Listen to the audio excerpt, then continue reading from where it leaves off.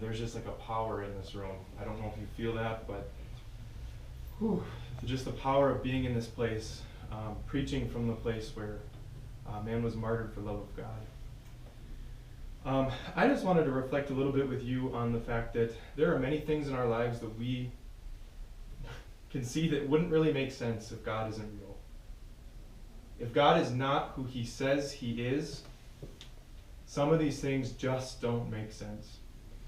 So number one, I would say my life. Being a priest does not make sense at all if God isn't real. This trip makes very little sense. I mean, this is more or less community service if God isn't real, and that's a good thing. But it's not, if God's not real, there's something missing. What's the glue that's holding it together? What's causing us to go halfway across the world? And finally, the example that really comes to my mind, and maybe you've heard me use this before, my mom's a hospice nurse. So she's a nurse for people that have a terminal illness. So if you have stage 4 cancer and you're going to die in a couple months, you don't go to like a normal nurse that's trying to fix your problem. You go to my mom, who would basically is trying to help you have a very holy, peaceful death, to keep you comfortable. And she always says, it's fascinating, she says, you're either Christian in this profession or you're depressed. Meaning, if you don't believe that God is real, if you don't believe about the next life, what Christians believe, you are going to be very unhappy in this profession. It actually doesn't make a lot of sense. It's actually really, really hard to receive that. But she said it's so beautiful in this work. She's had the privilege to be at a number of bedsides of people who are dying. And even in my month as a priest, I've had a couple chances now. And she told me there are 2 things that matter to people when they get into this place. She said they can come into hospice and the scope of their worries are like this. They're worried about hundreds of things. Who's going to get my NASCAR collection? Who's going to get the farm? Where's my money going to go? What do people think about me? What is going to happen? Yada, yada, yada, yada. You can think about those things in your own life. But she said at the end of life, the only things that matter anymore are 2 things. How am I sitting with the big guy? And do the people in my life know that they are loved by me? That's it. That is the only thing that matters anymore. And even think for yourself, if you got that news next week that you were going to hospice, that's the only thing that actually matters. That's the only thing that you take with you. I've heard a priest say before, there's no U-Haul attached to your hearse. You're not taking anything with you when you go. The only thing that matters is how God's love, do I know that? How am I sitting with him? And my love of others. What this points to is this.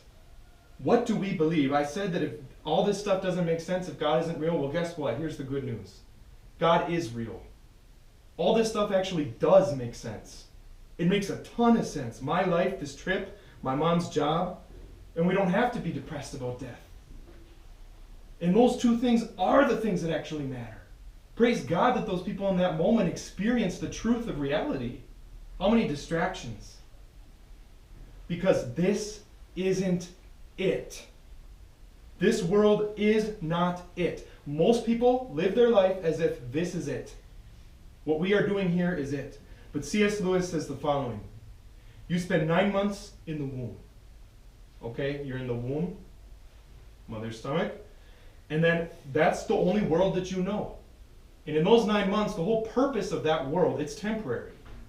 The purpose of this world is to be able to live in the real world. That's the whole purpose. You're growing hair and eyes and fingers and all these different things so that you can live in the real world.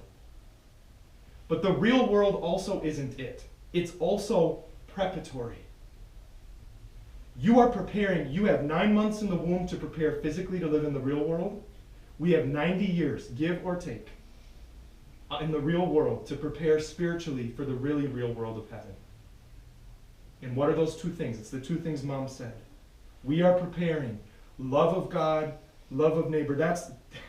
This isn't it. That's it. And we prepare by doing that. That's the whole point of this life. And the reason why this place is so powerful and why I'm on the verge of tears is because this is one of the most powerful witnesses that you can give to that truth. He died, and to quote you, Joe, I don't know if I'm going to get this right. He died for faith, for truth, and for the love of the indigenous people. Faith, truth, love of others. He got it. He died for what actually matters in the really real world. My brothers and sisters, that is a powerful witness. It's a powerful witness that actually these things do make sense. God is who he says he is.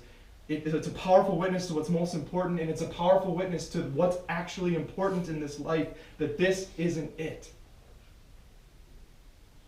So let us invoke his intercession as we celebrate this Eucharist, as Jesus comes among us. Let us receive him into our heart so that we can prepare to live in the really real world of heaven.